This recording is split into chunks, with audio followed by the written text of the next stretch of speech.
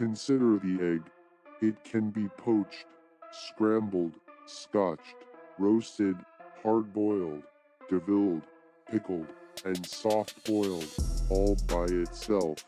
It can be part of a larger whole, a frittata, an omelette, a salad, benedict, with potatoes, bacon, cheese, green peppers, tabasco, paprika, salt, and pepper. Who's getting hungry? Non-vegans know the egg as a food of infinite variety and subtle goodness, pleasing in texture, color, and shape. But it is so much more. It is a vehicle of opinion. When thrown at someone, particularly if it's rotten, the egg is a potent expression of disapproval. It is a beautiful canvas.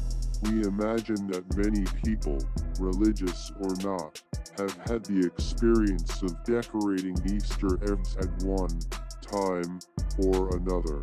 You can simply make the eggshell a different color, stain it with onion skins, or beet juice, or some commercial product.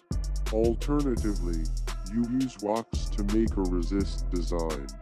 Best of all, in our opinion, is the elaborate Ukrainian and Polish egg decorating art known as pysanky.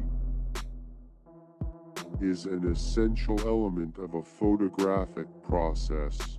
Louis de Bluncourt invented the process using albumen in 1850, and it became the most popular method for photographic printing.